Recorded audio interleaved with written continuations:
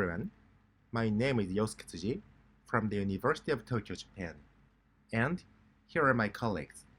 Yosuke Kataoka and Yoshiki Skaguchi.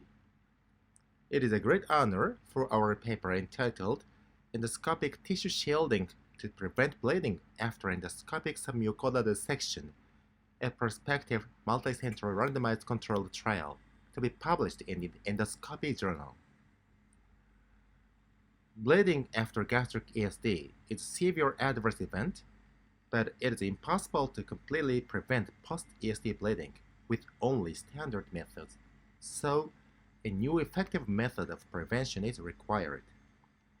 Recently, it has been reported that the shielding method using polyglycolic acid sheets and fibrin glue may prevent ESD-related complications.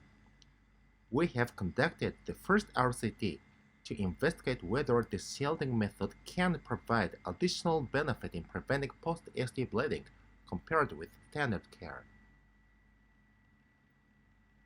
This is a prospective two-arm multicenter study on high-risk patients, either taking oral antithrombotic agents or expected to undergo large mucosal resection over 40 mm.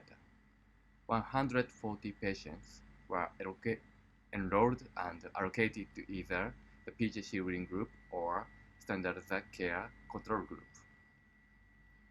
Although previous reports have indicated that PGA shielding seems to be effective in preventing bleeding in these high-risk patients, in the trial, post-ESD bleeding occurred at a much lower rate than previously reported. Bleeding occurred in 4.5% of the PGA shielding group, which was as expected, but only in 5.7% of the control group, which, compared to previous reports of over 20%, is very unexpected. Thus, there were no significant differences between the two groups.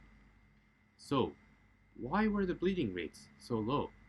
And does this mean that PGA shielding is ineffective? One reasonable explanation is that most of the enrolled patients took only aspirin or relatively low-risk antithrombotic agents.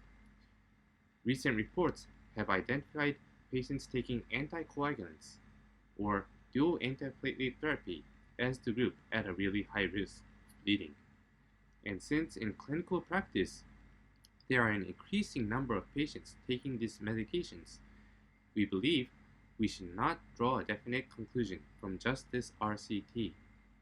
So, in conclusion, although our LCT could not demonstrate a significant effect on PGA shielding method on the prevention of post-ESD bleeding, further research concerning the same is required. We are now planning a new study in which the definition of high-risk patients has been revised. Thank you.